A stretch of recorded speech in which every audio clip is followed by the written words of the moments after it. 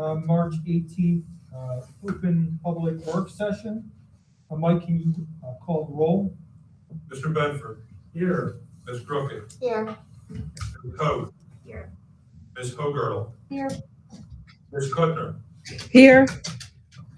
Ms. Paoli. Mr. Vecchio. Here. Vice President Seidel. Here. President Sangillo. Here. We rise for the pledge.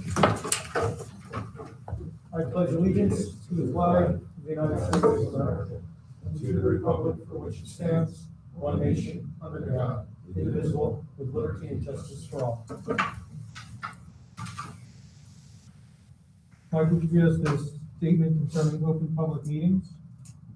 Public notice of this meeting pursuant to the Open Public Meetings Act has been given by the Superintendent of Schools in the following manner. On January 15th, 2021, notice of this meeting was posted on the interior of the school administration offices, 1 Lincoln Avenue, Haddonfield. Written notice was submitted and filed with the Haddonfield Borough Clerk, and notices were faxed to the Courier Post and mailed to the Retrospect newspaper. Thanks, Mike. Who are we leading off with? Chuck introducing Tammy, or Tammy rolling with it? Commendations? Well, no accommodations. Okay, not There's good. no accommodations on the, We never do it, okay. I'm here for Joe. Well, he needs you to hear from him. thank you. That's very good support. All right, we have Mr. Holman is here to talk to us about the college admissions process. Tammy McHale is here to guard Mr. Holman from the board. That's exactly right. That's right. So, I'll let you take it away. Thank you. Thank you. Tonight I'll be giving a concise summary of our approach to college admissions. This is, again, a shortened version of a program we did recently for parents of juniors in the middle of February. So I'm going to divide this presentation into 3 basic segments. What we do for students in grades 8 to 10, then grade 11, then grade 12. We start really when the students are in grade 8. And probably out of all the things we do in my department, I'm proudest of our whole approach to the course selection process. And this is the whole school process with the support of Tammy and the administration. All the teachers play a really important role in the process. I've spoken to many educators from other schools, parents whose kids have transferred to Haddonfield. There's no school that I'm aware of that's as thorough as we are in the whole process of choosing classes and all the issues that relate to the course selection process.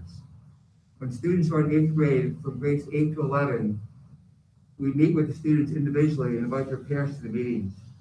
We cover the graduation requirements as well as the college entrance requirements from grade 8 through 11. We discuss the issues that relate to that process as well, such as testing schedules, extracurricular activities, community service, different kinds of honors that students can achieve on the basis of their academic excellence and involvement in activities. We do this every year again from grades 8 to 11 as we're going through the high school. In grades 8 to 10, in addition to having these conferences, we use a very valuable planning tool called Naviance Student that is able to have several very valuable purposes for the students. In grades 8 to 10, we have all the students create a resume, which they're continuously updating. And the resume can be used for applications for jobs, for the National Honor Society, for colleges down the road. So we assist the students in creating a usable resume that they can, again, resort to throughout their high school experience. Naviance Student also has a number of different career assessment and personality assessment tools that give the students insight into what kinds of college majors or careers may be a good fit for them. So again, in grades 8 to 10, the major focus of our counseling efforts would be these individual meetings with students once a year, as well as using the tools of Naviance Student to give them ideas about their potential direction after high school. Next slide, please. So grade 11, at this time, we really get a lot more involved with the students regarding the college application process. Again, this is not just our department. We work with the whole school, again, with Tammy, with Dan, with Kamisi, with all the teachers to make all these things happen. Also, our secretary, Tina Bosey, does a great job in organizing some of the activities. We have, along with the teachers, we help to administer the PSAT in the fall. This helps sophomores and juniors get an idea of how well their testing skills are developing. We run a college fair in October. Some of you may have actually attended the fair. The fair usually is held in the B gym. The B gym is usually packed with colleges from all over the area. We also use the classrooms adjacent to the library to house visiting representatives. Also, throughout the fall, from September through November, we have representatives from different schools come to our office. Again, that's when COVID's not around, but we've been doing that virtually more recently. We have visiting college reps throughout the fall who have a chance to meet with students individually or in small groups. The students can learn from them directly about the various college options that will be out there for them. Again, so the college fair, the college representatives visiting, that's a major part of our college information process. Then usually in December, the counselors go into the history classrooms. We choose history because every student has to take history in grade 11. And we do a couple of additional assessments with the students. The most helpful one is something called the Career Interest Profiler. On the basis of that assessment, students get a score in various career categories, which again gives them some insight into the kinds of majors that would be worthy of their consideration down the road. So they do the Career Interest Profiler in their history classes. We also encourage them. Naviance has another great tool called Road Trip Nation. This is basically a series of interviews that have been videotaped with leaders in various careers, and the students can listen or watch the interviews and get some insight again into what these careers might actually entail. Following that December meeting in the history classes, we meet with all the juniors individually during the months of January and February. During these months, we share with the students and review with them the various features of Naviance that are most useful to them in the college application process. We also do 2 or 3 different college searches. We help the students clarify what their search criteria are. For example, do they want to go to a public or a private school? Do they want to go close to home or far away? Are they interested in a big school or a smaller school? Do they want to be in a city or in a small town? Are they interested in studying anthropology or engineering? Like those kinds of questions are part of their search criteria. And then we generate 2 or 3 preliminary list of colleges that may be worthy of their further research. So we do that search with the students themselves individually. And then in the months of February and March, we meet with the students and their parents.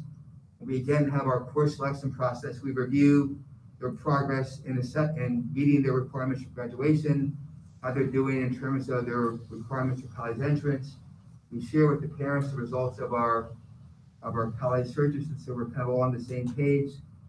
And that again is part of our educational planning meetings in those 2 months. Then later in the year, we go into the grade 11 English classes and we review some of the key things the students should be thinking about between the end of grade 11 and beginning of grade 12. We, for example, discuss with them the upcoming SAT and ACT dates. We review the process for requesting recommendation letters. We also review some of the major sources of information that could help them research colleges. The counselors, for example, have prepared a booklet called the Post-Secondary Education Planning Guide, which is available in the 11th grade section of the high school website. And that goes into great detail about all aspects of applying to different colleges. So we remind the kids about that. Those students who are athletes, we cover the NCAA initial eligibility process, and anything that kids may need to be thinking about between the end of the junior year and beginning of grade 12. That's the focus of that meeting with the grade 11 English classes. And then at the end of the year, one of our major responsibilities is to write a letter for all of our students. It's something we take very seriously. We try to gather information from a lot of different sources. We ask the students to do a student information sheet, which requires them to reflect upon their most important achievements, what they feel their personal strengths are. We use that quite extensively in writing recommendation letters for the kids. We also give parents a chance to give their perspective on students' major strengths and qualifications. So we use all the information and incorporate everything that's given to us from the students and parents into our letters of recommendation. So I write my letters in the summertime. I have typically 60 students. I probably spend about 2 hours per letter. That's about 3 40-hour weeks of letter writing in the summertime. I kind of just hide from my family and friends and stay in my house and write letters all day. But I guess when you're kind of in that writing mode, it kind of helps things get done. Anyway, we really appreciate the students and parents providing a lot of the information that goes into those letters.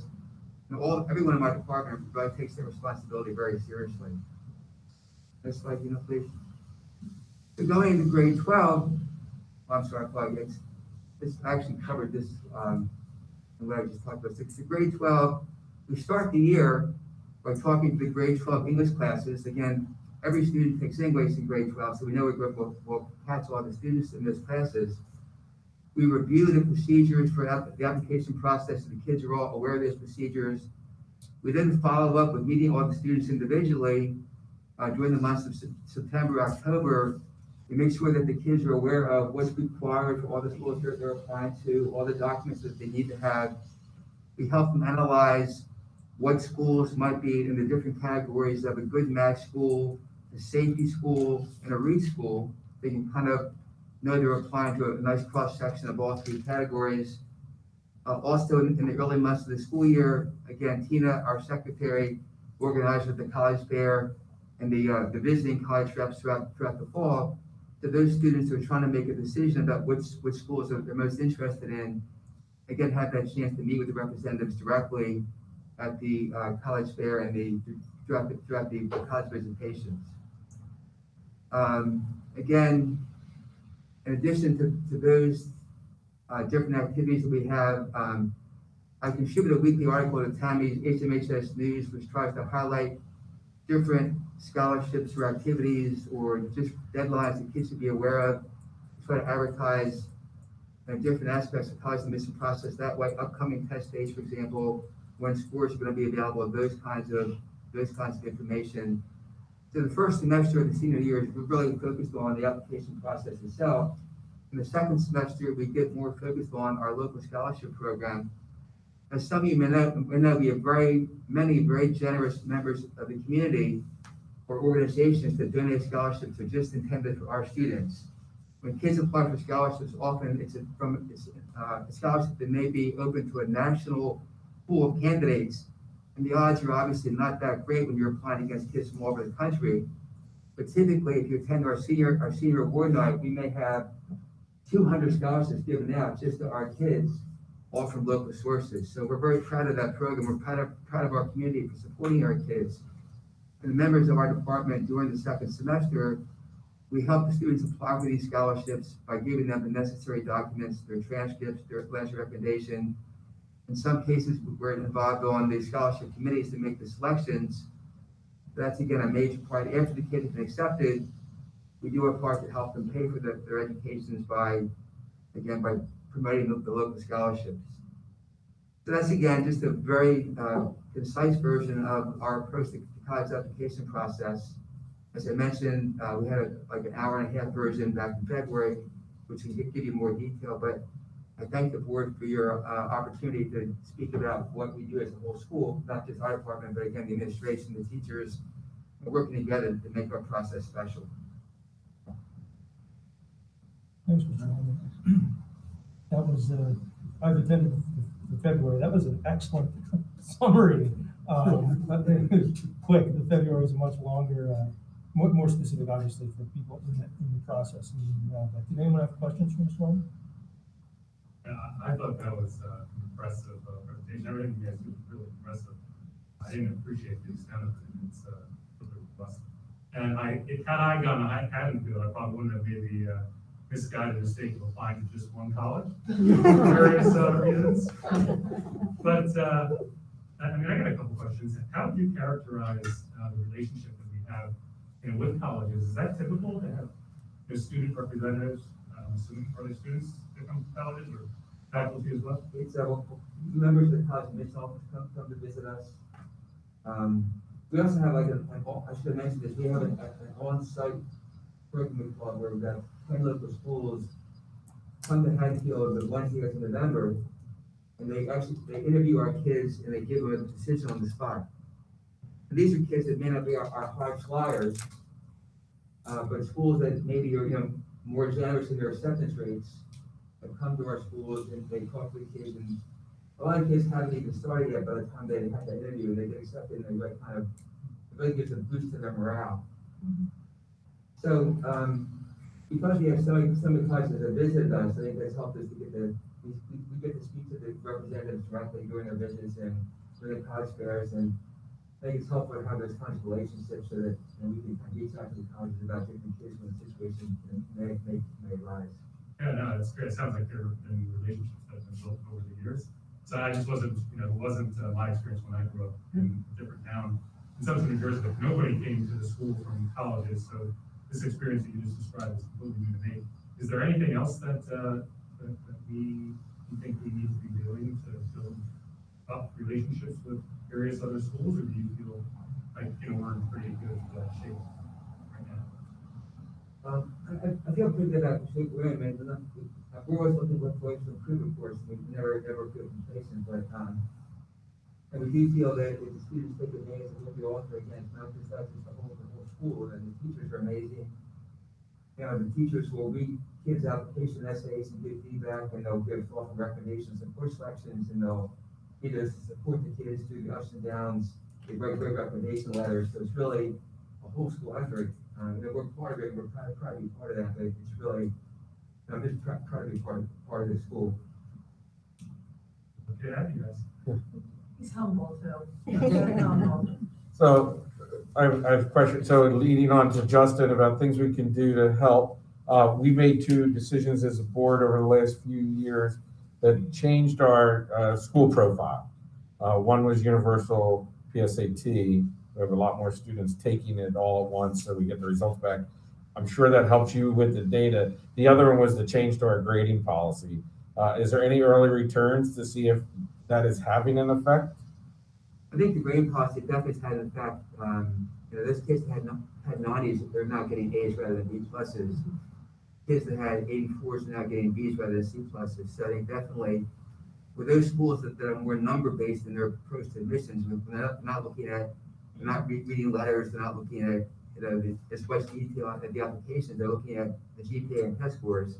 If our kids now have A's rather than B pluses and B's rather than C pluses, those schools that are more number based, it definitely is good for our kids. And for the NCAA, I always used to sweat out certain kids who are great athletes that you're worried that maybe they weren't going to qualify to play a sport, and now that 80 is now a B, so now they have a better chance to be eligible. So the worst thing for me, is just to have a kid not play a sport. If that's, not that sports are the most important thing in life, but if a kid has that special talent, I hate to see that student not have the opportunity.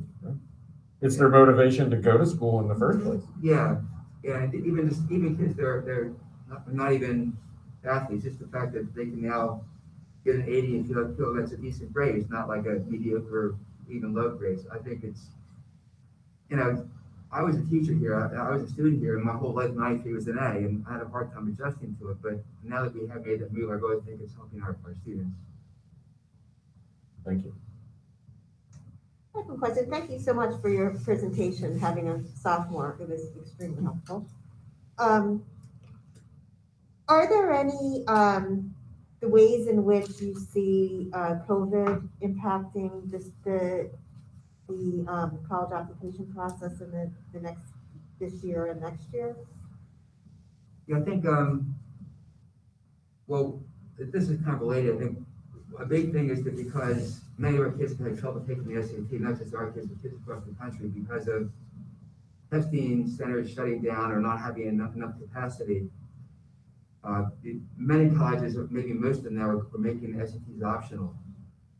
So that's good in a way. We have a lot of kids that maybe are not the best test takers, but they're great kids. They come across well in interviews. They write well. They have great recommendation letters. They worked hard. Their grades are high. So all those other things they're good at are now more important. The kids that can test well, they still can submit those scores, and the kids don't test well, they have everything else that's great about them. So the consequence is that those kids aren't great test takers, more of them are like applying to like the elite schools, thinking, well, I have a chance now because my test scores aren't part of the process. I think it's kind of made some of the more selective schools even more selective, because they're getting more applicants. At the same time, the kids that aren't the great test takers, they kind of feel that they like the fact that they can now, rely upon other aspects of the application process that may have more weight. Those are the main things I think I see, that some of those, again, those elite schools are getting more applications, people think they have a chance. But I think still that the fact that the kids themselves seem to be a little bit more relaxed, knowing that they'll do the best in the SAT, but it's not going to be the end of the world if their scores aren't as high as they want them to be. Douglas, have you heard about a lot of kids taking off last year because they didn't want to go, and therefore it was a log jam to get in for this current senior class? I have heard that, Chuck, and certainly some kids would rather not, be taking classes in their rooms remotely. And some of my seniors last year, took a year off, they doing community service or working or doing something else. And I think that in addition to the increased competition with more kids applying, thinking that they can apply without test scores, if some schools already have kids coming back that were accepted from 2020, plus the new kids from this year's class applying, I mean, I think that is also added to the competition, in that some schools are going to have these returning students that never started, that took a year off, along with the kids that are graduating this year. Just one comment, I love that we get to our kids early, because it's all cumulative, and so making sure everybody has the information early as the grade sets along. And yeah, we're appreciative of the eighth grade staff as well, that when they make an application, especially the teachers, they give recommendations and they work with us and make everything go smoothly. So it's not just a school, project, it's like middle school and high school kind of working together with that. And we appreciate that collaboration, certainly.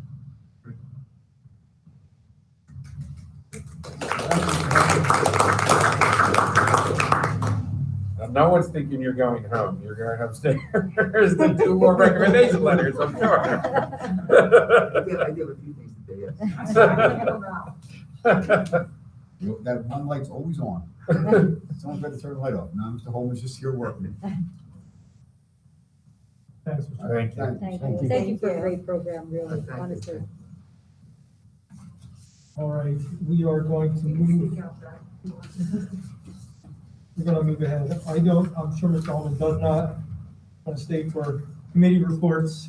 I'll tell you what, before you hit the committees, any PTA activities that anyone sit in any PTA meetings that they want to report on?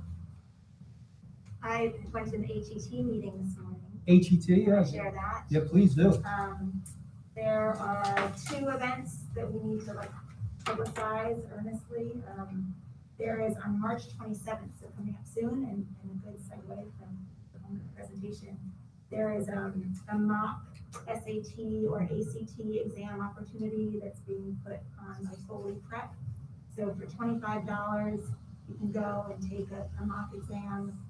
All of the proceeds go to the HET. So there's a 9:30 session or a 1:30 session, and they have spaces available, and they're now opening it to freshmen, sophomores, and juniors. So that's March 27th. And then on Monday, June 21st, is the annual golf tournament. So they're starting to plan, get sponsors, and that sort of stuff. So fun. And volunteers from the public And would be yes. greatly appreciated To run the golf tournament? to actually help with the golf tournament. Yes, okay. Any bodies? Yes. All right. Thanks for going. I think that link just didn't work for this. All right, thanks, Lynn. No PTA. How about curriculum? Jamie, did we? Yeah, we met March 10th. Couple things. One of them talking about college process. We now have the opportunity for our students to get Camden County College dual enrollment, which is essentially means that they're going to be able to take approved Haddonfield classes, and then I believe it's in March, they can apply to have that count as Camden County College credit. which is a really great opportunity. It's a good list. I know Tommy pointed out it's a beginning list, but it's a really great list of courses that would count. So thank you. I know that a lot of work went into that. Tommy, Colleen, Dan, oh, did she go? So thank you. I know that was a lot of work, and I think it's a really great opportunity for our students. Carmen presented, or Dr. Henderson presented on the pre-K to 12 multisensory math supplemental program. It's called Touch Math, and it's an intervention program online that will help all students who are having difficulties in math. And that isn't limited to our special education students. That's for any, for all, it's a resource for all students. We had data presentations, which we've been really using the Linkit data efficiently and with fidelity. So that data that we gain from the students, especially given that they haven't been in the classroom as often, so we're able to use that data to kind of see where where their strengths and weaknesses are. And we did show in grades 3 to 5 there were gains in math, which was very good considering we're able to see all of New Jersey's data. So in comparison, most schools had lost, had some learning loss, and we had gains, which is promising. And if the NJSLA does not take place this year, we'll do benchmark C. So we'll still get assessment data to see how students are learning. Math and social studies committees I'm on the social studies committee. That's doing incredible. We have a really great community representation, administrative, teachers. So it's been a really collaborative group, and Dr. Murray is going to assemble something similar to the math curriculum committee as they move forward. And they've already begun planning, but they'll continue that. It's, I think, usually a 2-year process. And then professional development. There was a focus on PBL, which is, again, project-based learning, and we had Chris from Rutgers here do his presentation, and he presented for the teachers on design thinking and PBL. Questions?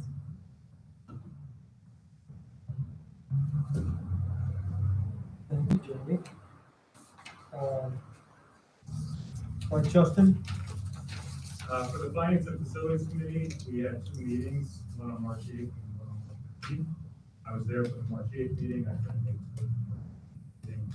However, I both Mike, to be honest, on the March 8th meeting, there were 5 topics: receiving, hardscape project, long-term capital improvement plan with respect to the high school auditorium, radio system proposal, facility usage request, and tuition rates for.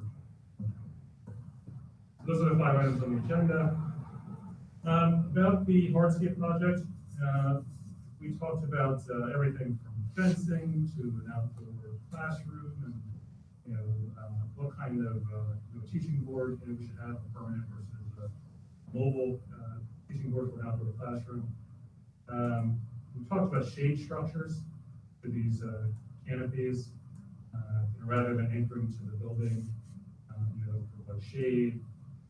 There will be decisions that need to be made around things like color, fabrics, all that good stuff that administration might and others will make together with the architect.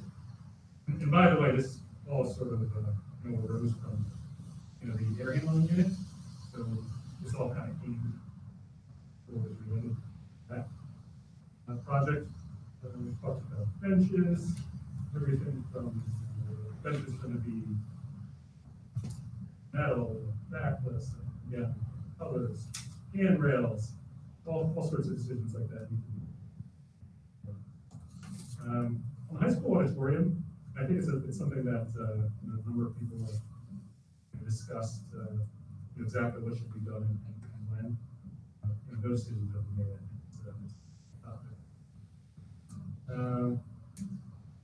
On the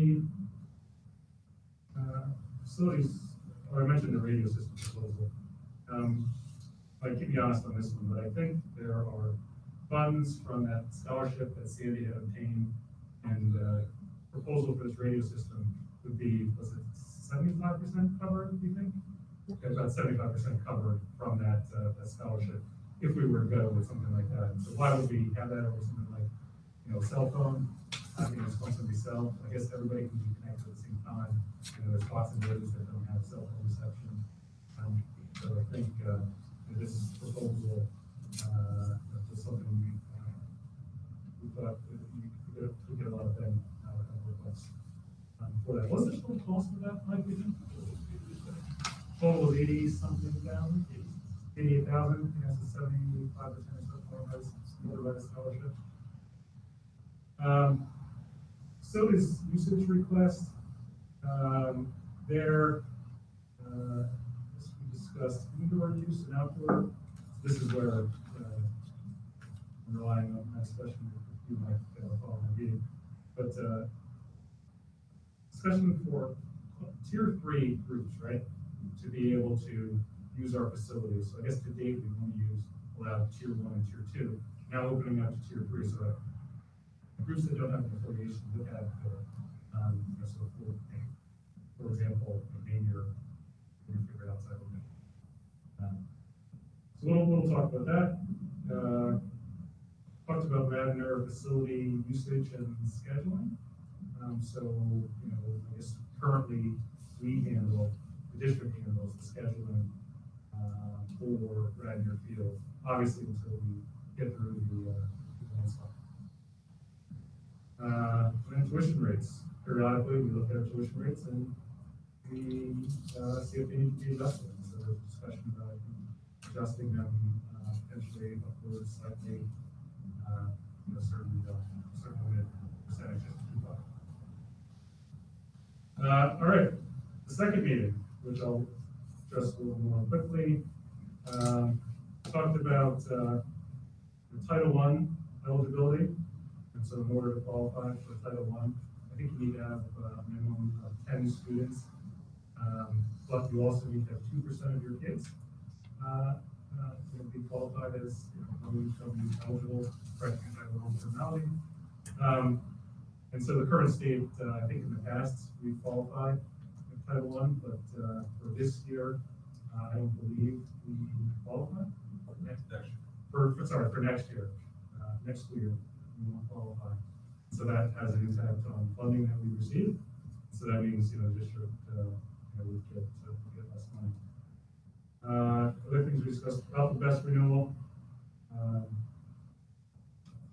including, wraparound program for all the best, making sure, that they have facilities to go well for that, for this, kindergarten.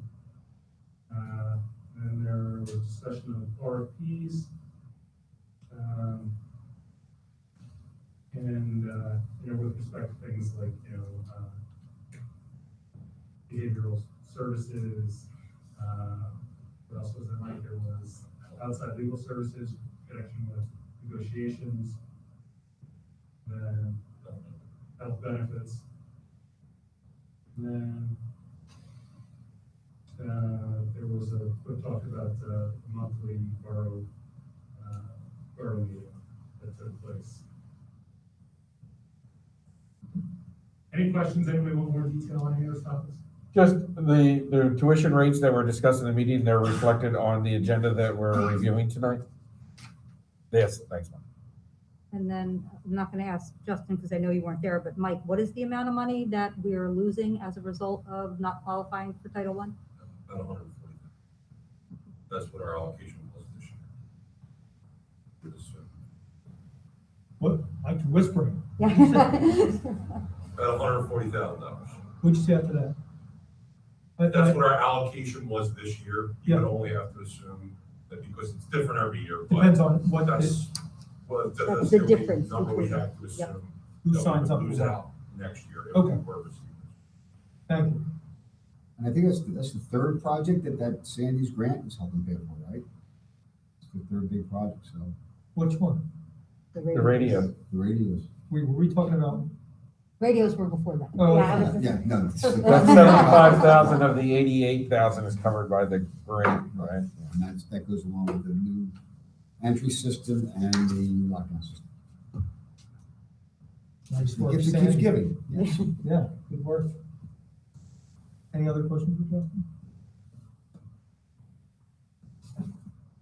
Oh, there was gonna be a question I was talking about. Oh, the Title I, yeah, I mean, I'm gonna talk about that. okay, good. Okay. Yes. There's, yeah, okay. I thought David would be all over that. We'll wait for Chuck's I- discussion. I We'll move would past have it. been all over Chuck, not All right, all over move Mike. on. Good. No. All right, moving on to policy, Lynn? Yes, so we met, last Thursday, and we discussed, the two policies that are on the agenda for first reading this month. The first, policy 1643 regarding family leave, and Mike Catalano joined us for that discussion. It's a mandatory new policy, it's really long and very detailed, but essentially it incorporates all of the requirements of FMLA, Family Medical Leave Act, and the NJFLA, which is the New Jersey Family Leave Act. And Mike confirmed for us that there are no changes to how this would impact our teachers and staff, that it is in line with our current guide to leave. And there are 4 current policies that will be abolished once this policy. We also spoke at length about policy 9180 regarding school volunteers, and this is an existing policy that Gino pulled in anticipation of phase 3. So the current policy reads that any person volunteering in the schools for more than 10 hours per month must undergo tuberculosis screening and a criminal history check. So when we move to phase 3, for the elementary schools, for this to work, there will be 5 lunch periods per day in each of the elementary schools, and we're going to need substantial volunteer help. So there is an exemption from TB testing for volunteers working with students less than 20 hours per month, and there is no statutory or regulatory definition for regular contact with the people. So we are not mandated to keep it at 10 hours. So upon legal consultation, the advice was to raise our threshold to 20 hours.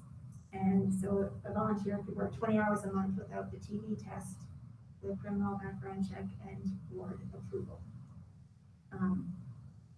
There was discussion about making this a temporary change, but that's all up for debate later.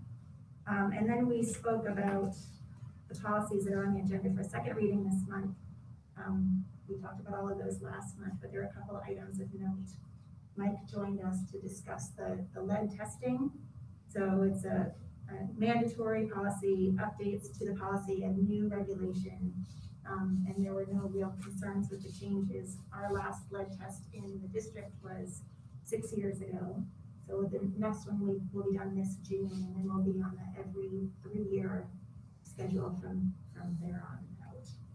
And Tammy McHale joined us to discuss the recruitment by special interest groups. That's the policy that imposes a duty upon the school to alert parents and adult students of their ability to opt out of recruitment activities.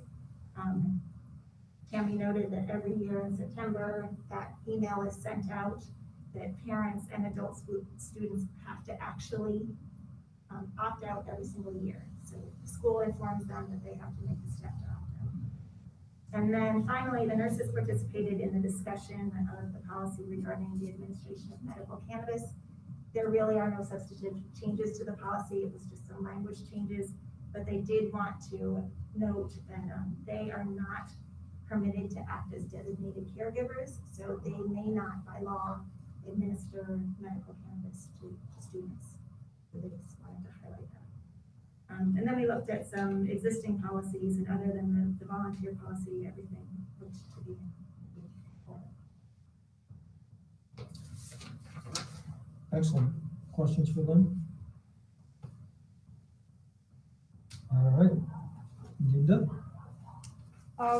We met to continue talking about communications.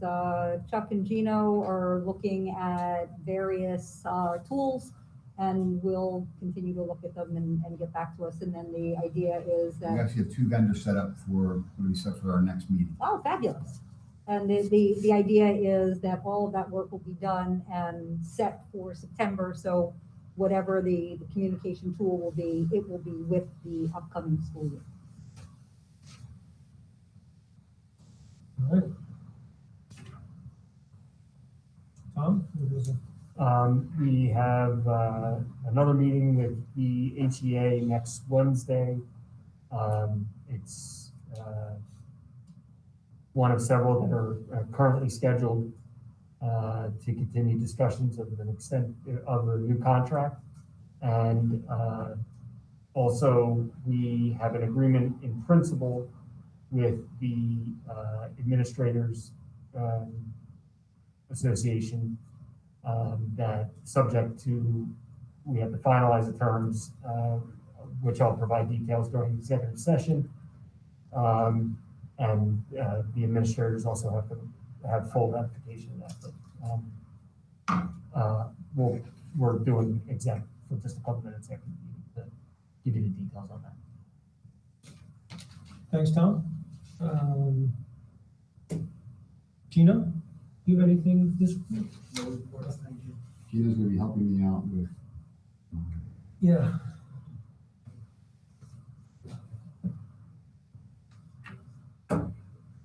All right, Chuck, Okay. give us your report. So we're gonna look at a few things, look at funding, because that Title I is significant, as are the ESSER and the American Recovery Grants programs just came out. Some of them we don't know a lot about yet, but we know kind of what's happening. COVID updates, our phase process, and then one of the things we're gonna start doing is at the end, I'm gonna show you what presentations we have planned for the next couple of months.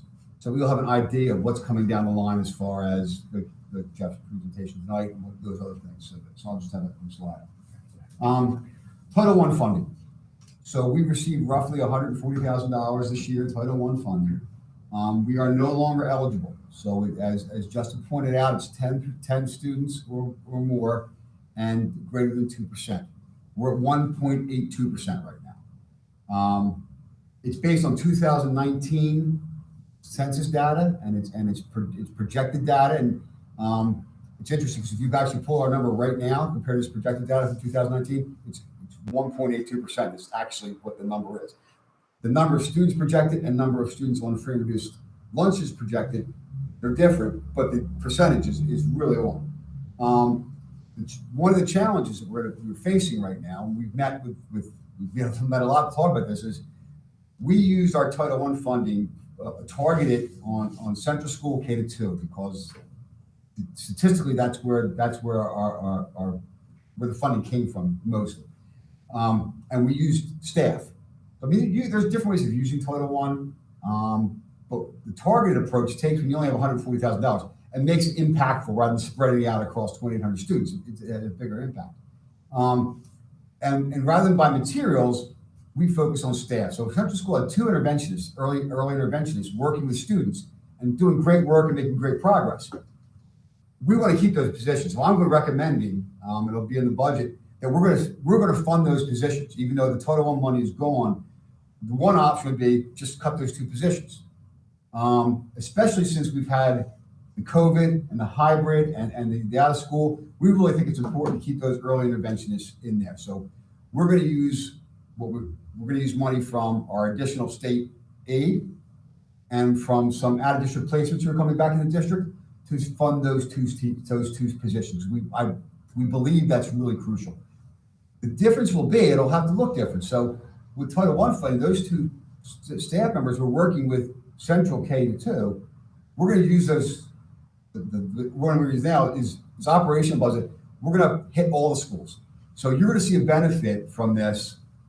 Central's going to lose a little bit, but we're going to have this worked out so that Tatum and Lizzie Haddon are also going to have early interventions in here. So the nuts and bolts of what that looks like yet, we haven't nailed that down yet, but we do know that's our plan, is we want to keep these interventions because we think it's crucial to get to these kids. Intervention is key, right? So we don't want to lose those interventions, but since it's no longer that targeted Title I funding, we are going to spread that wealth. So those positions will look different, but that's what's happening with our Title I funding right now. So before I go on to anything else, are there any Title I questions, Dave? Oh, you answered my question, and say you're gonna keep and you're gonna spread it out. We're gonna spread it out, so yeah, so Yeah. what'll happen is, Right. right, yeah. So what'll happen is, we'll have interventionists, like 4 to 6 day cycle in each of the schools.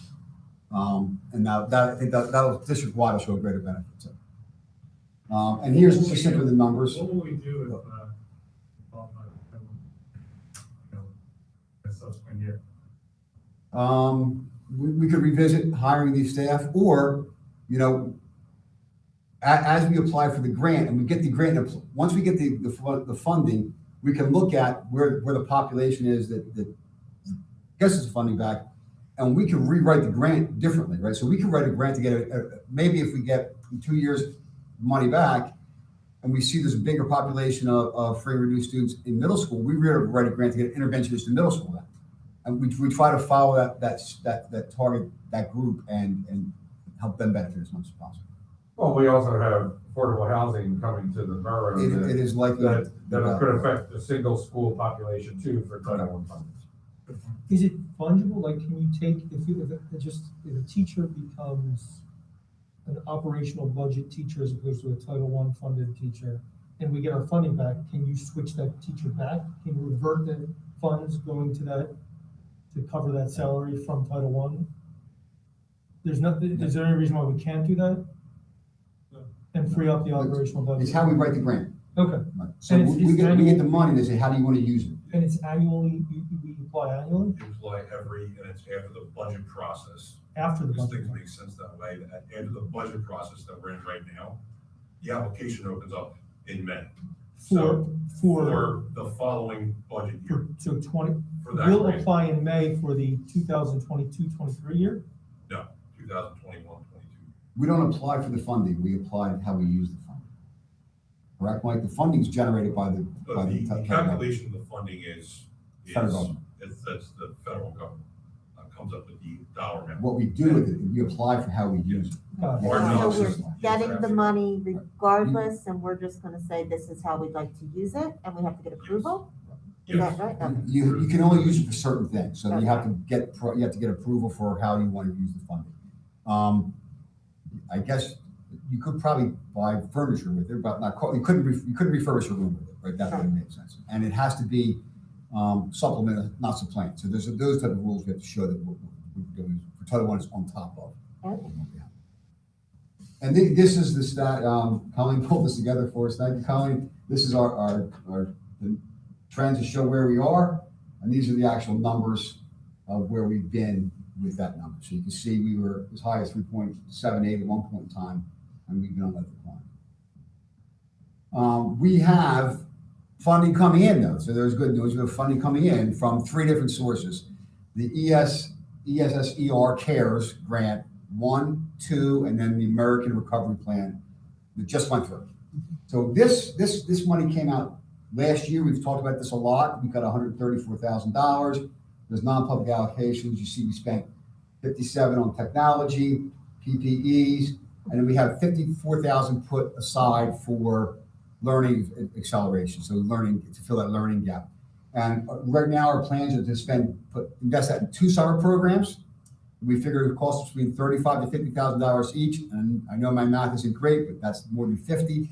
But we're going to get other areas, other part of the ESSR money will fill in that stuff. We can make that happen, and we have and expand upon that. So this money, most of this is already, much of this is already spent, but we've already have this. We've written this grant. We have this in place. We just have to follow through by getting those things moving forward. The ESSR II funding, we got $532,000. This came out Wednesday, I think, right, Mike? Tuesday. Earlier this week. So you get a general $457,000, then we have $30,000 roughly tied into learning acceleration. I can go back to that last slide. $45,000 into mental health that we'll use to enhance our ruler grant, maybe get more the partnership with Temple, those type of things, and keep that stuff going. But there's 15 categories you can use this in.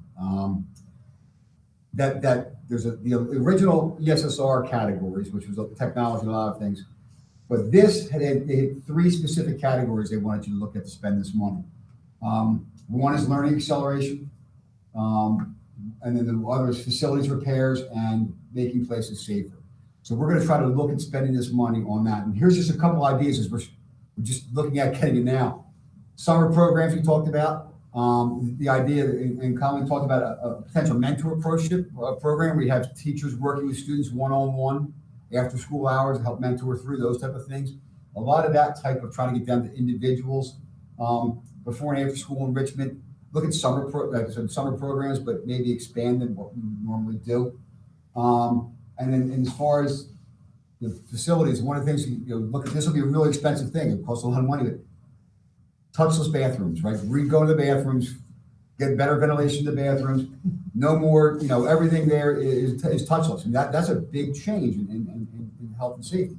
So we're just now beginning to scratch the surface of what we're possibly going to use it for. But these are the type of things we're just coming off now. We have to do a lot more research before we dump hundreds of thousands of dollars into a facilities plan. But we do know that we are going to try to make the buildings healthier, right? So one of our goals is, and you'll see this in the next slide, the money is because of COVID. We're going to work through the COVID piece, but if we can use this to make our buildings generally more healthy for years and years to come, flu season after COVID goes away, which I'm hoping it will, there'll still be flu seasons, there's still going to be allergies, but if we can make our buildings healthier that way, and maybe we even look at, we have to look and see if the grant says, maybe we won't need things to hold our windows up. I mean, there's things that we can look at. Well, things like accelerating our lead test to see if there's any environmental adjustments we need to make that forces fixtures or pipes. There's a lot of stuff we can look at, and ventilation would be a big one. Yeah, I would just like to emphasize the bathrooms. I think it's, we're talking about doing all of these other facility issues, and the bathrooms have long been, aside from, and I think pre-COVID, we definitely thought they were eyesores and just generally needed to be updated. But I do think now that we probably are going into a time period where viruses are just going to be something we have to be more aware of. And I just feel like that should be a priority if we're looking at any kind of updating for multiple reasons. I would agree. I think they are an eyesore, and I got the pleasure today of in the middle school hanging out. Mr. Tosi asked me to come out and check out the bathrooms. If they were keeping the 2 limit max going in and scaring kids out. They are not only an eyesore, they feel unhealthy. Yes. Right? They may not be. I'm not saying they are, but they feel that way when you're hanging out in the bathroom for more than a couple minutes trying to monitor what's going on. Sounds weird, Chuck. I know. I was wondering how many kids went home today and told their moms that people were going. But I have my bag on some of this. The American Rescue Plan came out just Friday, part of a $1.1 trillion federal package. We're getting $422,000. 80% is supposed to be earmarked to those 4 things: upgrading, repairing ventilation systems, implementing social distancing, PPE, and 20% more to learning advancements. So that's where we're getting more of that summer money to enhance those programs. Once again, we're going to take that facilities thing. We're going to look at ventilation and improving it long term as opposed to PPE. But we could actually take this money and go back and pay ourselves back for all the PPE we purchased. Our thought is that no, let's make the buildings healthy. Let's look at the ventilation systems. We're looking into those bipolar ionization units to see they're doing great in labs, but in real world testing, they're not sure the efficacy of them. So we're trying to find out if that's worth investing in. We could do our C-Wing right now has those bipolars, and the new air handling unit has those bipolar ionizations built into them. We could do the entire district for this much money, where every classroom, every space, every office would have this. We want to make sure it's not a fad and it is something that would be money well spent. So we are researching now. We have Dr. Matiki reaching out to infectious disease specialists to talk about that. So we're doing a lot of that ground research already. So there's our funding, the good and the bad of our recent funding updates. Any questions or thoughts on those? The purpose of those funds, the 422,000, very limited to things like PPE. It is, yes. So you could go higher with the 20%. The 20% is the minimum that can go to learning advancement, and this is a recommended usage for this. They're the four areas they really hit on for it. The other thing that came out just, I think, yesterday is hundreds of millions of dollars to go to testing in schools. So we met with the county today, and I don't have any more details except that this was announced about testing in schools. So policy committee, we have to come up with a policy for testing students. Part of Governor Murphy's speech yesterday that he or Wednesday, Tuesday, he wants all schools open 100% in person in September, and a lot of this testing in schools is how they believe we can get this done. Dr. Nowako today said he would recommend a saliva test simply because it's less traumatic for kids, as long as you get the right saliva test. So there's a lot of stuff we have to do there too, but that's more money we're going to be getting as we move forward into September. And the American Rescue Plan, any product we buy is American made, right? Isn't that a caveat of Oh, that? yeah, no, any federally funded Yeah, you have to, grants, made in the you US. have to, it has to be made around. COVID numbers, we've seen these slides many times before. So here's our dashboard. We currently have 3 positive cases in the district, 2 at Central and 1 at the middle school. Here's the chart tracking our numbers. You'll see that we are down a little bit. Our staff has been pretty good lately. The numbers, high school, the numbers are down there. You see the yellow. We haven't had a high school case in a while. Mostly K-5. And here's our Cali scores. We're up again this week, so this is a trend, and this is something that we spoke about today. You'll notice we're up to 20.61 is our case rate. 3.19, 6.19. So the numbers have come up, and today there was 170 positive cases in Camden County, which is up. Last time that happened was February 1st. It had that many. So the trend is North Jersey. We were south was in moderate, and north was high risk. That seems to be coming down a little bit. We're hoping that does not come down. But that's certainly going to affect our next discussion as those numbers come down and we start to look at these things, right? So there's our Cali scores and our phases update. So we're keeping the same metrics. We're still staying by those.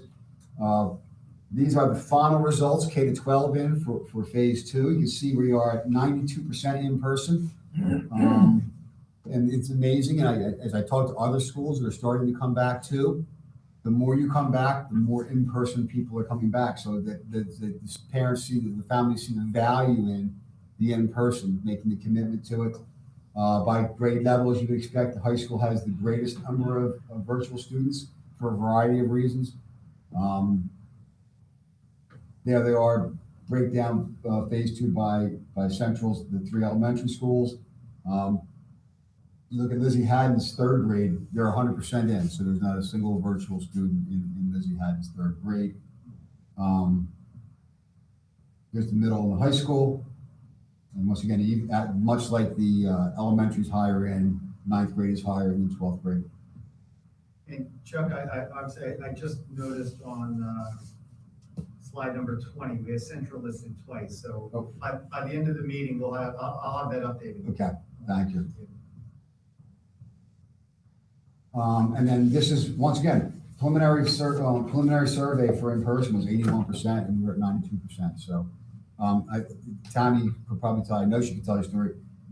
Monday, the first day back, I came out, I was visiting the school, and people were excited. It was nice. And Tammy got a phone call from a parent who said, my daughter's got to switch, she's virtual, she's got to switch to in-person tomorrow. She's watching on the screen, she can't stand it, and she's got to come to Newmark. So she came in. So we are seeing that effectively too. There are still challenges, and the risk is higher. We know what those challenges are, but once again, we believe it's worth it. And now phase 3. So all along, what we've done is we've set targets, right? We've set goals and targets, and we've put dates down, and we've tried to get to those dates and meet those dates, because if you don't, then you'd never come in, right? I mean, so. And you have to plan. So the first time we started talking about phase 2, if you remember, was in October, right? And then all of a sudden, we did, that went away for a while. But what happened now is when we got to phase 2, we were able to move to it more quickly. The schools around us also trying to move at the same time. Not that it's a race, but we feel it's better to be in school. because we had the preparation ahead of time. So now we're looking at phase 3. We have our target date. And you can see it's as you all know, it's look at the 12th for K to 5, and then 6 to 12, the 19th. We were looking at K to 2, and the principal said, do the whole school. You don't need to phase in by that. Schedule-wise, it works that way better. Next Wednesday is our last virtual Wednesday for K to 5. If you recall, as you all know, that's a 2-hour delay for the data testing and the PD. So you couldn't make you couldn't come to a 2-hour delay for a half day anyway. So that was why that was not thought about that way. And then the week after that, we're not in on Wednesday, so that's when that comes back. The week after that, it's 4 days, so we were going to be in person anyway.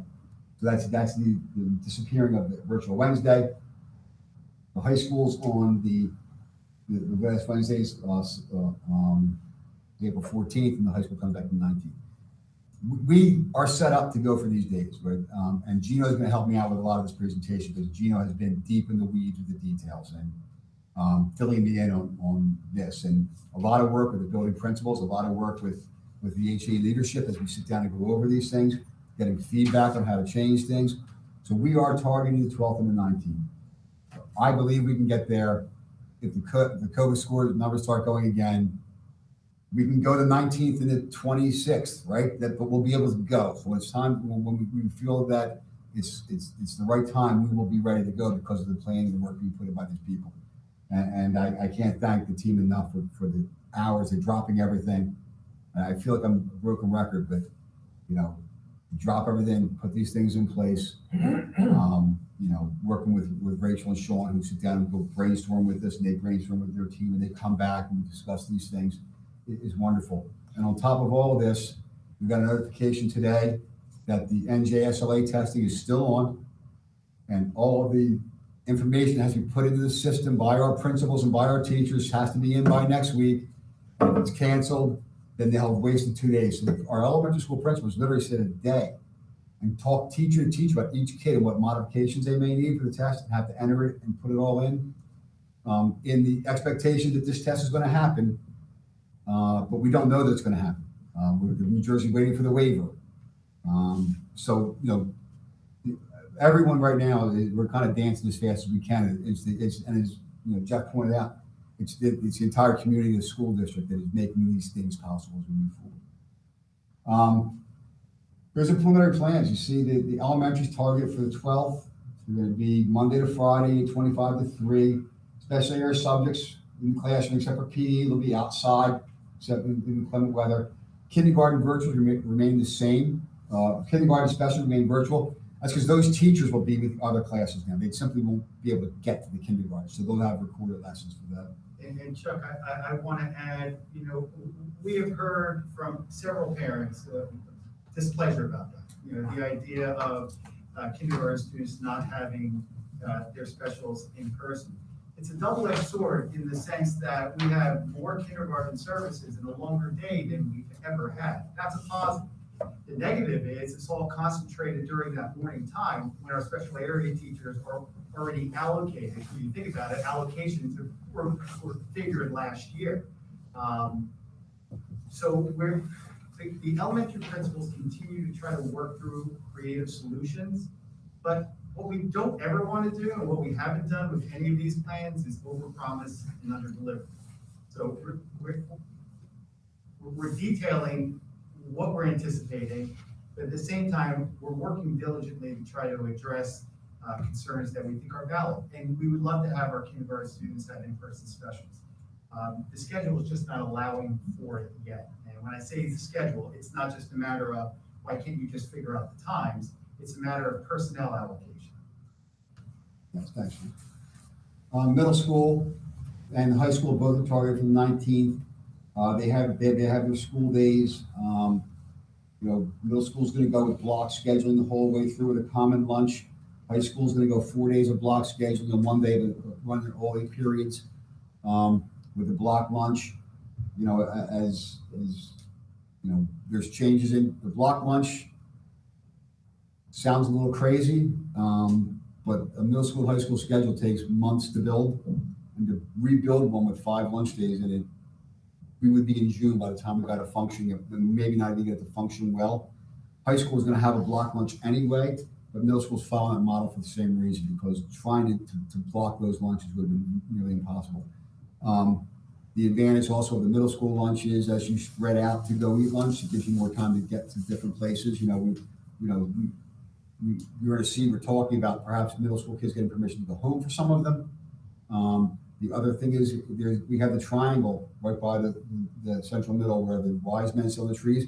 We could probably borrow that, ask the borough if we could have permission to get there. We need more time to get there and get back. So there's a lot of those type of things we're looking at. While we have 99.8% of this down, or whatever the utility, that last 0.2% is the real nitty gritty stuff we're trying to work through. So we're still in this a little bit. No weeds.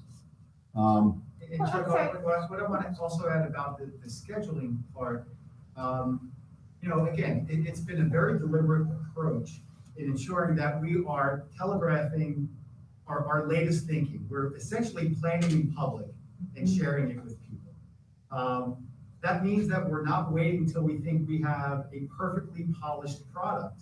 You may look at one of these schedules, and whether you're a staff member or a parent, take issue with this, that, or the other thing. And this is why we're bringing this to the public. This is why it was important for us to telegraph this as early as last week. Our principals have been working with their faculties, with their pandemic response teams, to identify issues. And if we are able to develop a better way to deliver on any of this phase 3, we're going to make that happen. So I think it's important to know that. That's a good point. Thank you for pointing that out. Because I just had one question for the high school. Is that a common lunch? Yes. And will it still be open campus? Yes. Which probably, Go ahead. sorry, we'll do the same thing with freshmen and allow the permission and leave for lunch. Okay. Also, any chance, now I'm pushing it, but will the high school and the middle school have similar timed lunch? I'm just thinking I if I'm was looking flying at around. hers, I don't think they're totally off, but I'd have to double check that. We do have to coordinate a little bit, her and I, the different things with shared staff, but I didn't cross-reference that. We moved our lunch to when we originally were gonna have it, to marry it with 7th period, since so many students are off 7th period, to encourage. Oh, that's it, yeah. One of the other challenges for the high school, more so than the others, is the number of virtual students still. So they're actually going to have a virtual office hour at the end of the day, because Tammy surveyed the virtual students, said how many of you use your office hours? 70 to 80% say I really need those still. So their schedule's a little different than most. We're going to have more time. We're going to have flex time at the end of the day for some virtual stuff. So Yeah. I think that's a great The idea. I small just feel numbers like out, they're a little uncomfortable too, to ask questions, and then to not have that designated time at the end. So, when I mentioned that, it was like, all right, we can at least try it out, make sure it's utilized time before we revisit that, but I think the students would then go back to a virtual, who may not be comfortable when there are only 3 kids down home, 2, some have 1. They're just not as comfortable as when they have half the class, when I'm at home with them. We did receive a few inquiries about virtually only option.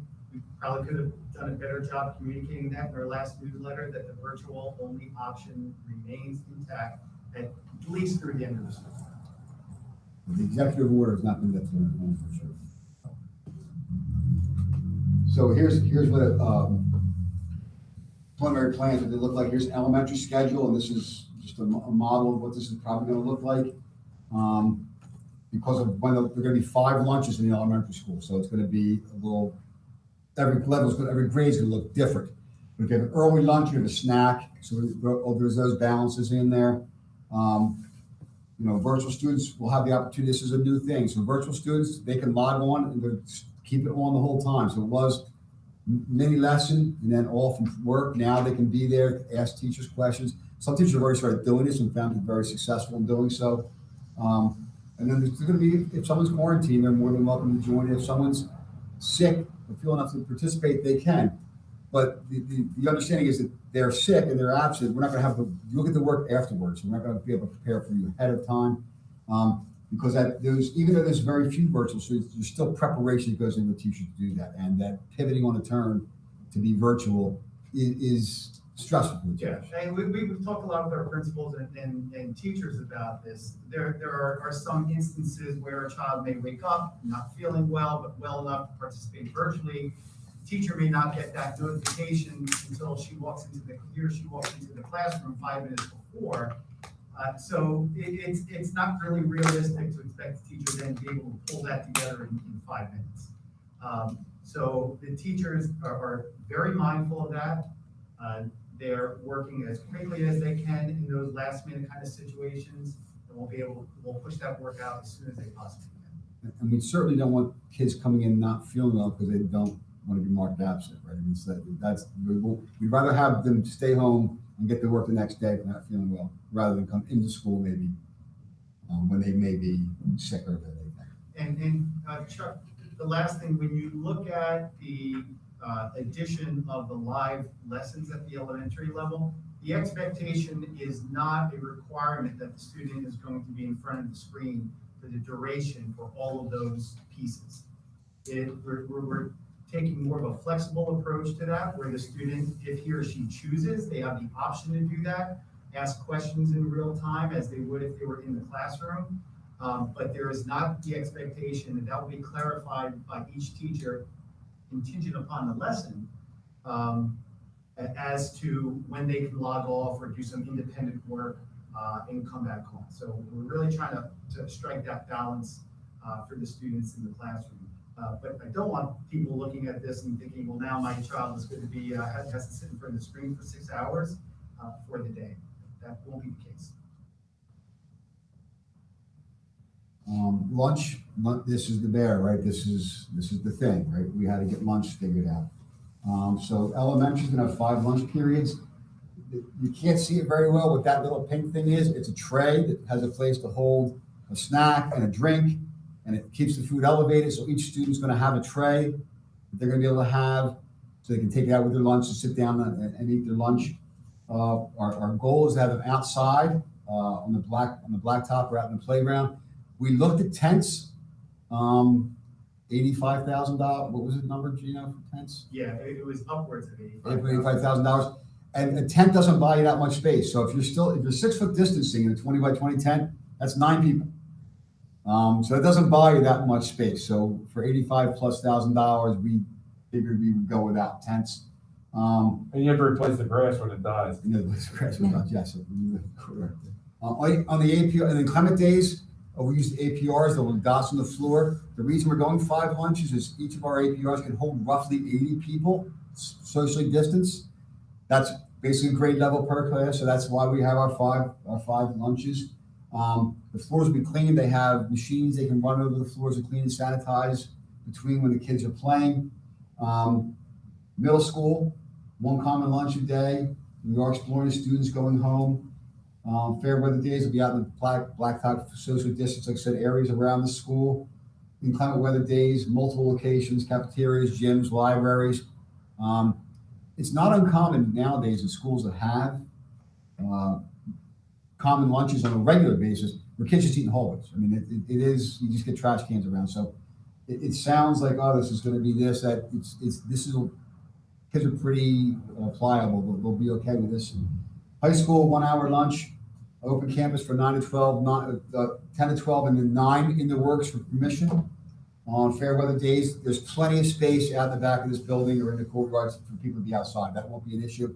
You have a full stadium there that can hold a bunch of people plus the outdoor cafeterias. This is probably the easiest lunch solution level-wise because of that. Inside, though, on inclement weather days, not as easy. You have this space, you have the cafeteria. There's still some other areas. You have 2 gyms and auditoriums, so there are places to spread people out, maybe in some classrooms. Plus those kids who will be going home. And if you're a high school student, you back up your lunch backs up to a period you're off. You've got 75 an hour, 2 hours where you can go home and do those things. Chuck, I'll talk a second about the way lunches lunch service would work. Oh, yeah, I'm sorry, yeah, excellent point, I forgot about So that. with our school lunch provider, NutriServe, again, lunches would be free for anyone who is interested.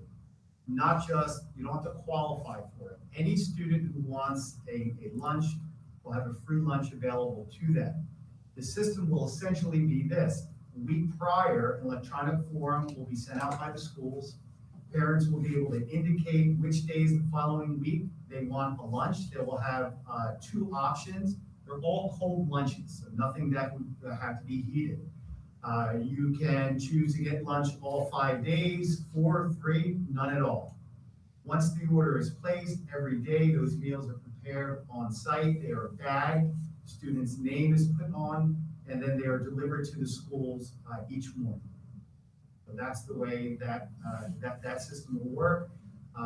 We believe we have a really good handle of how things will work at the elementary level. We have a follow-up meeting to discuss middle and high school. And so as soon as that system is developed, we'll inform the board. But it will, we anticipate being very similar to what I just described. Will they still publish the daily menu? So you can decide if that's a day my child will actually eat that lunch or not, or if they Yeah, want to have well, some- the week, all I can say for sure is the week prior, you'll know all the lunch selections for the Oh, following. you will, okay. And so that's when because you're gonna essentially place your order on a Thursday for next week. And so you'll have all those options available. And Two.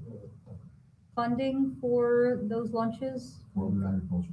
I'm sorry? Department of Agriculture. Oh, wow. Every school-age child in America gets free lunches every day. And breakfast too, right, Mike? Yes. Every day now. So that's all paid for, and so that's good. And there's no exchange of, that's another nice thing, there's no exchange of money or anything, like, you just grab your bag and go, That's so correct. that keeps it healthy that way too.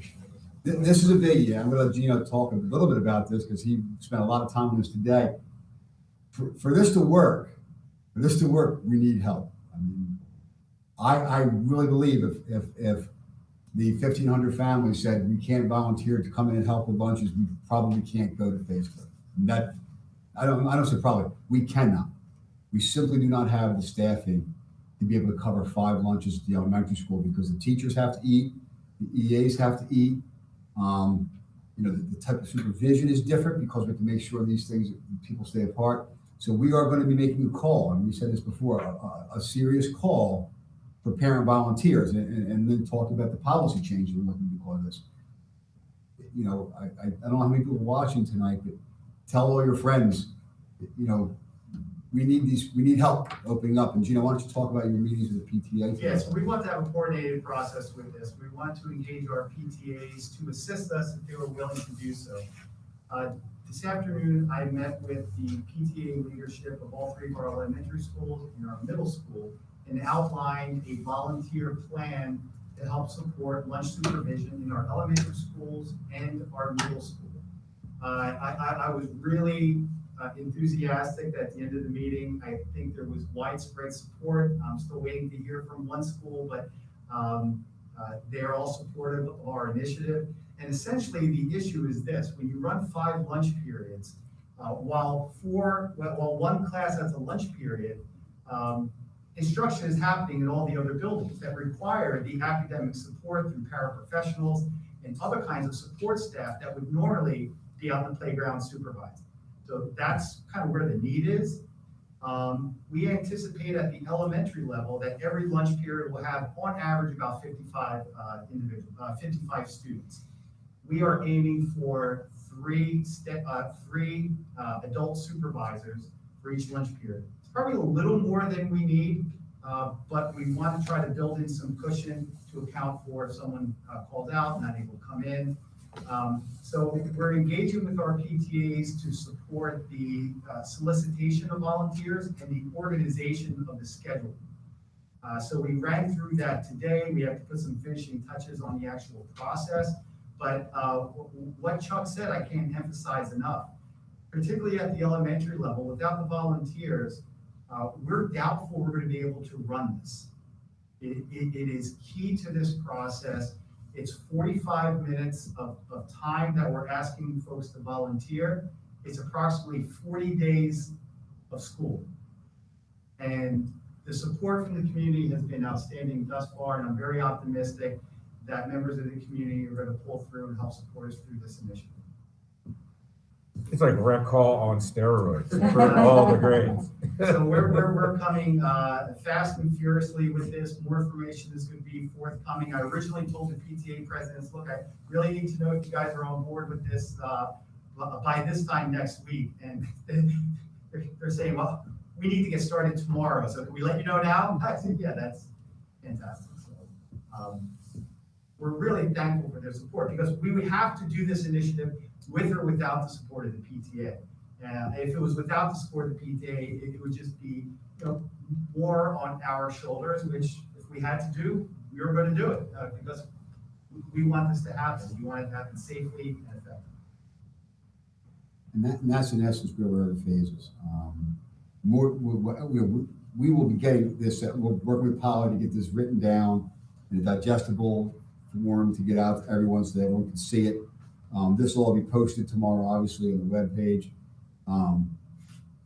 But as Gino pointed out, it may look different this time at 2:00 tomorrow as we get more feedback on some things. So we are trying to keep as ahead of things as possible. Do such in a responsible way. Are we selling ourselves short not reaching out to Mabel K Center and the 65 Club and really tap into the senior community in our town? They're more than willing. They have the time. You can look at that yet. Any other thoughts or questions?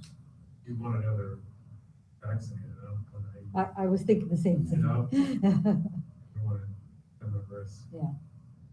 Well, it's their choice. I mean, it's a volunteer thing, and and you're not, and that's a volunteer asking. One of the, when we looked at dates, we were initially looking at the 8th and the 9th of April, because we figured it'd be a lot of families would be away.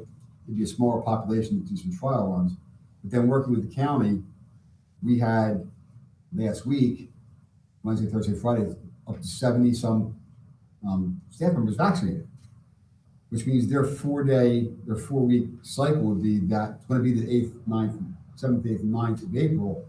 We could have as many as, if you got a shot on Wednesday, you might be not going to come to work on Thursday. We can have 20 more people like getting shots. You could have 40 staff members. Like, we can't take the chance of trying to do this with that many down.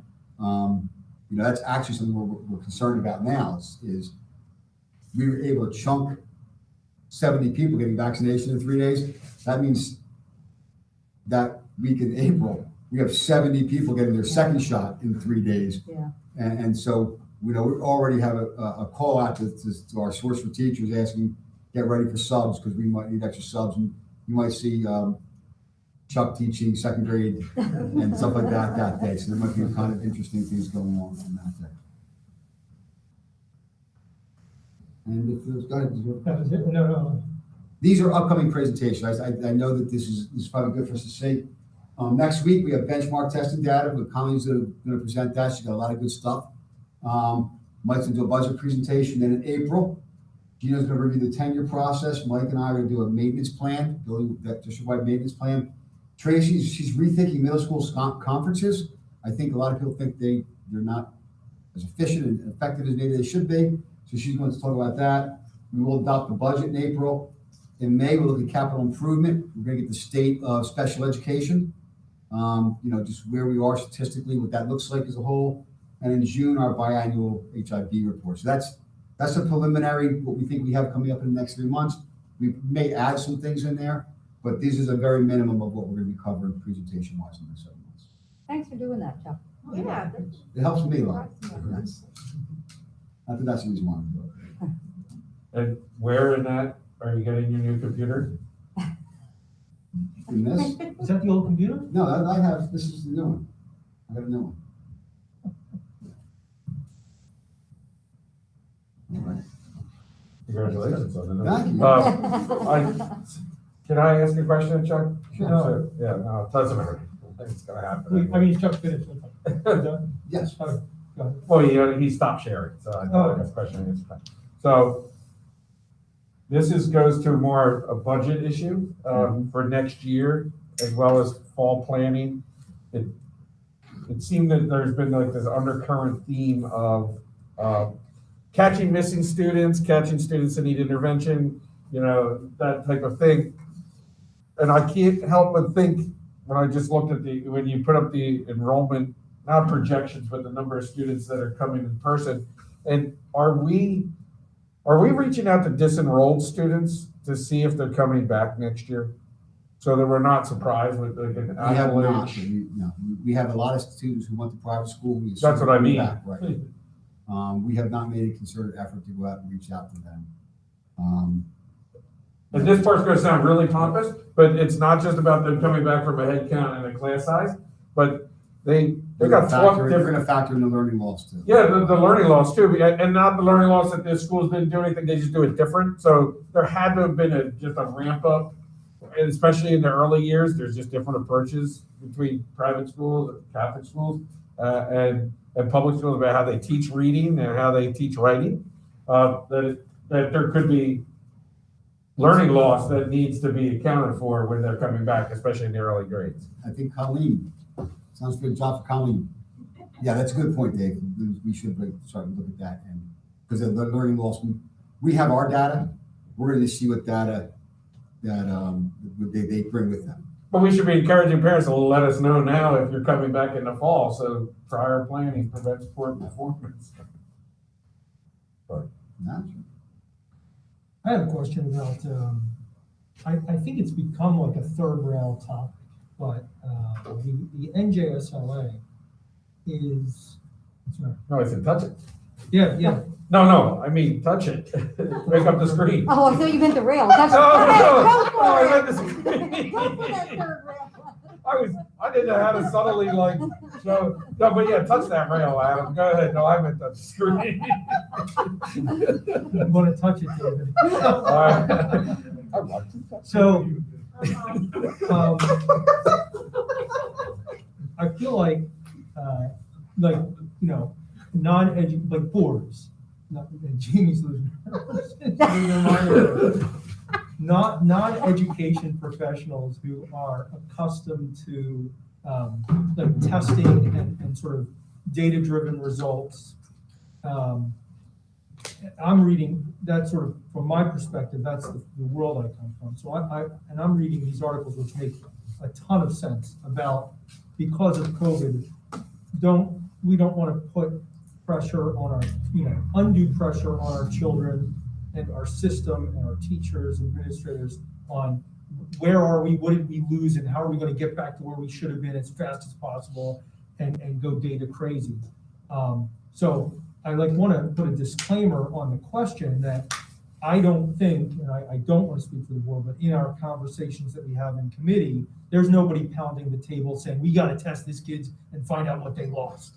But I do want to ask, sort of in a public venue and for the board to hear from Gino and Chuck and Colleen, do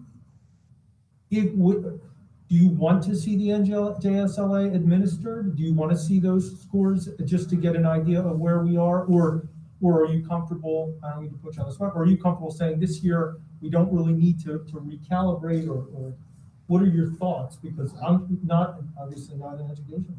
I'll go first, but Colleen might have the best answer to this. So why don't you go first, Colleen? You give the best answer, and then I'll.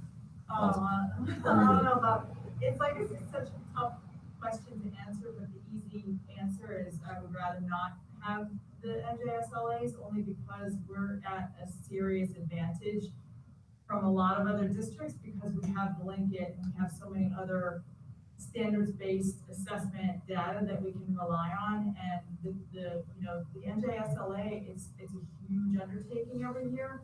So, I feel so bad because the principals keep asking, when are we gonna find out? Because it really, Chuck mentioned it already, it takes days and days of planning. It's really serious planning where accommodations have to be made for certain kids, and and then if it's going to be virtual, it's this whole layer of, so the state is actually asking all of the schools to conduct, a really kind of thorough data analysis process anyway. So it's almost just give us one or the other, but the problem is that the state hasn't committed that the waiver is actually going to go through. So, the waiver asking for permission not to give the NJSLA. So they don't have that confidence, so everyone has to plan as if it's happening anyway. But then the thing that's supposed to get us out of the waiver, or so I understand it that way, is this really comprehensive pilot data, and it's like this huge amount of data.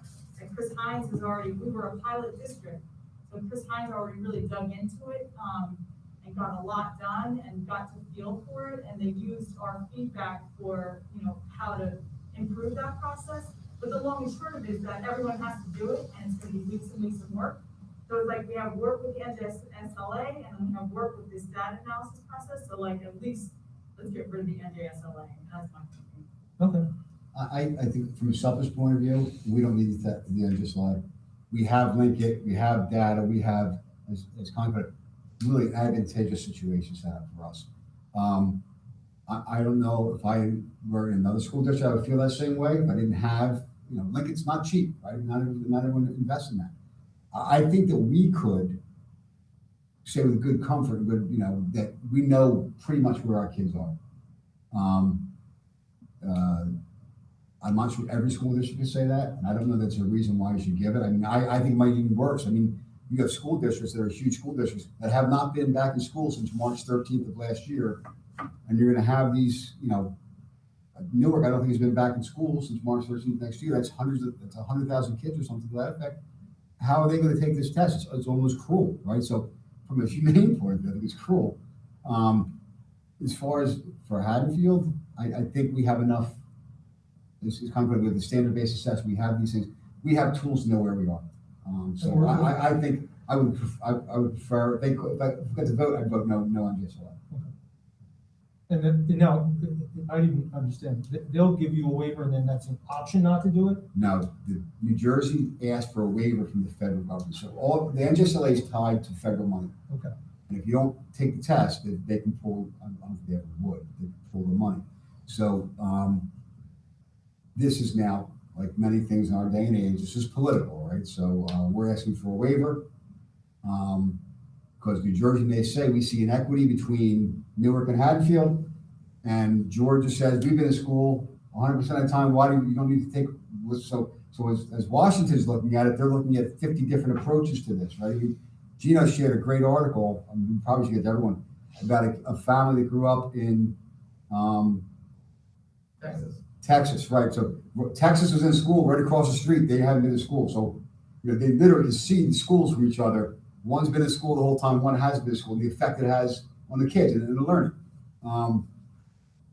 So when the federal government is looking at it, they're looking at 50 things, not this. So New Jersey's saying, we have inequities here we have to deal with, and there might be other places say there's no reason to throw this out because we've been in the whole time, and we want the standard, we want to challenge this stuff. So it's smarter people than I are struggling with this. Yeah. Well, thank you. I think it's a big topic. I think it's a big question. Any other questions for Chuck regarding his presentation? Regina? Just a quick thank you, usually not good at saying thank you, usually just asking questions, what's next, but for you guys, teachers, PTAs, what's that? Impressive, really good hard work, so thank you, really need it. Absolutely. Okay. I don't have anything to present. We'll open it up to public comments. So while we do that, I'll remind everyone of the procedures. So when you dial in, you're going to see a slide on your YouTube screen with a phone number to dial to get into the meeting. When you dial into the meeting, turn your YouTube broadcast down. Mute the volume on your YouTube broadcast because you need to listen through your phone. Dial *6 to mute when I call your number. I'm going to call your area code and last 2 digits, and then that will be your indication to *6 and unmute your phone. So that is the procedure. 3 minutes. Oh yeah, and we have a 3-minute Time for the comment, just so everyone gets a turn. At the end of 3 minutes, we'll ask you politely to let other people speak. You can always wait in the queue to speak again, but we're going to limit the comments to 3 minutes.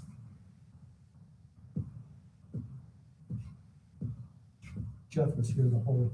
I know. I think he was like.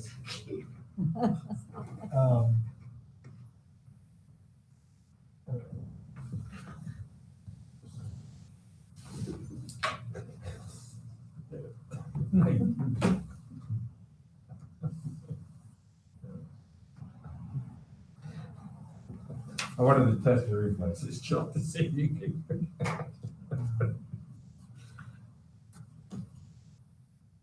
Do we have any written comments? No. No. I'm gonna give it a little bit longer because it seems like somebody always, like, I don't think we give enough time. If we have some downtime. Then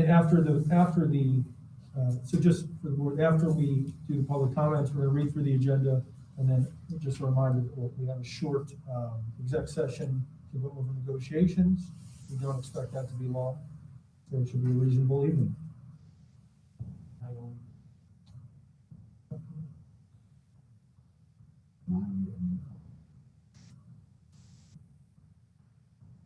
Okay, 908 ending in 59. You can unmute your phone with *6. Just please state your name and street. You don't need to give your house number. It says name and street, and then go ahead. Sure. This is Tamara Berkeley. I live on Homestead Avenue. I want to comment on the portion of the meeting where you're discussing learning loss for kids that have been at private school. I feel you have or will have the opposite problem. I have a daughter who's in kindergarten at Christ the King, and from what I can tell, based on talking to other parents and having a daughter who did go through kindergarten in the Haddonfield district, I think she is ahead of where your kindergartners are. Not because she's a genius, just because Christ the King, as you know, has been open 5 full days. I am more concerned about her being bored and doing review of things that she has already learned and mastered if she were to come to 1st grade in the Haddonfield schools. Along those lines, I am very impressed with what Christ the King has done with reopening full-time since September, but also with their curriculum. And I find those comments about learning loss to be a little out of touch, where I would rather see those efforts focused. Where I have personally seen learning loss with my 2nd grader who has an IEP is with your IEP and special education student population. I just feel those students have been left behind in the last year as a result of COVID and virtual learning. Thank you. Thank you, Tamara. Thank you, Claudia. We have 917 ending in 99. 917 ending in 99. Can you *6 to unmute? Give us your name and street. Hi, this is Mike from Lansdowne Avenue. Longtime listener, first time caller. I'm just joking. So I was wondering about Wednesdays. So there's 2 Wednesdays before spring break. My kids, one of my sons has no virtual students in his class, and the other has 1. So will they have class on those Wednesdays coming up since there will be no virtual students, or could they have class on those Wednesdays? I'm still not sure why they wouldn't have class on those Wednesdays. And I wasn't clear on Chuck's comment either about teachers being vaccinated on 8th, 9th, and 10th and having to miss those days. I know a number of people that are vaccinated. It takes 15 minutes and then they're back to work, by 9:30. So I'm wondering how if we can't start the day after, why we can't start the day after spring break, and also the 2 Wednesdays coming up, why are they additional lost Wednesdays to the already number of lost Wednesdays we've already had? Thanks. All right, Mike, thank you. Give me another couple seconds to see if we have any other callers.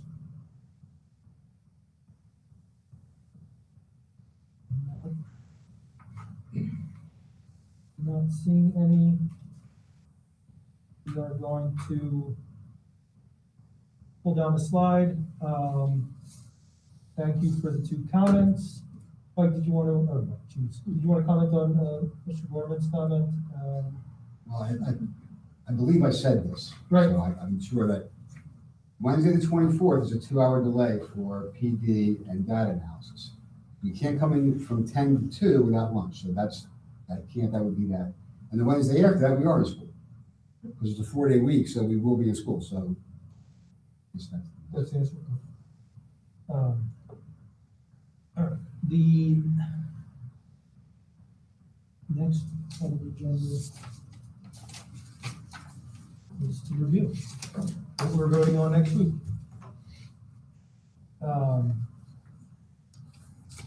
It looks like we have another call. Oh,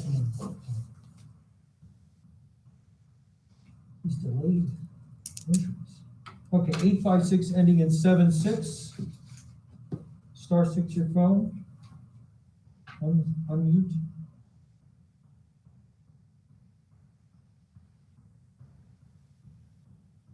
Hi guys, sorry. Can you guys hear me? Yes, we can. Hey, this is Ashley Stoller from Pomona Avenue. I want to apologize for calling because I think I was delayed in the meeting, so I may have missed the public comment section. So I apologize if I'm interrupting after the fact. No, it's all right. We were just wrapping up. You're good. Thanks, Ashley. Go ahead. Oh, I just wanted to thank you guys. This is like now, over a year that we've been doing this. And I was just reflecting on the year that we've had and thanking our teachers. And in my head, thanking our parents, though I have not done that yet publicly. But I just wanted to thank you guys for all you've done. It's really incredible to think how far we've come. And I know people can be critical, and I'm not saying everything's perfect, but I just wanted to thank you. Thanks, Ashley. Thank you, Ashley. Thanks for calling in. Okay, that was a good conclusion of public comment. Justin said it, but you got Gino, Chuck, and Colleen, and the rest of the administration have done just a tremendous amount of work. I don't want to do victory laps, because Ashley said, nothing's perfect, and we're still in a difficult situation, and people are still suffering, but you guys are just really leading well and setting an example in the region, so thank you. It makes being a board member easier with a leadership team like this. Okay, so let's review the agenda. I'm going to say, I don't read through it during this meeting. The governance section where we approve the policies that Lynn told us a little bit about. Had anyone read through and had any more detailed dive that they want to go into on those policies? Yeah, I do want to mention that we, and Ms. O appropriately pointed out that item F under governance should not be on there. We have to wait till next month when we approve the corresponding policy that will lead to the abolishment of those policies. So I put that on there prematurely. Good that we got to look at them though. Exactly. But we'll pull them for the actual vote. Thank you, Jim. Yeah, just F, just the abolishment. And there's one more thing, E3. It should be 7432.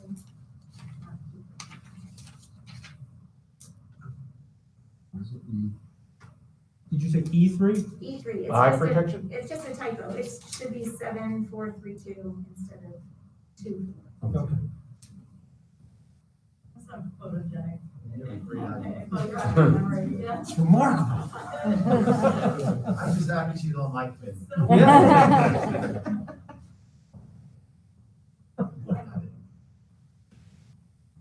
All right.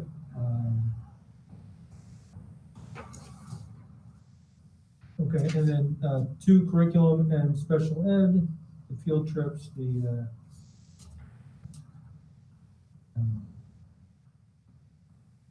there.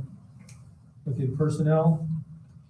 Anything under personnel that we want to discuss in detail or get explanations on? Okay, business and finance recommendations.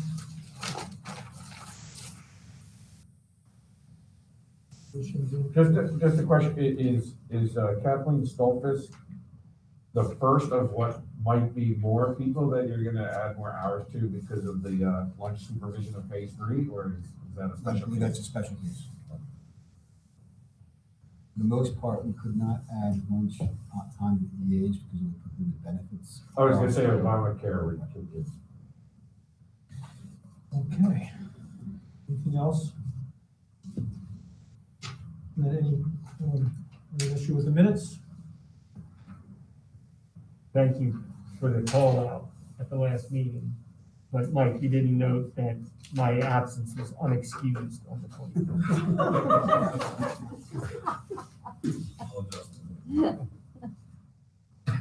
I just wanted Owen to like see. the- Oh, he was, trust me. Hey, after next Thursday, that starts the clock on 3, buddy.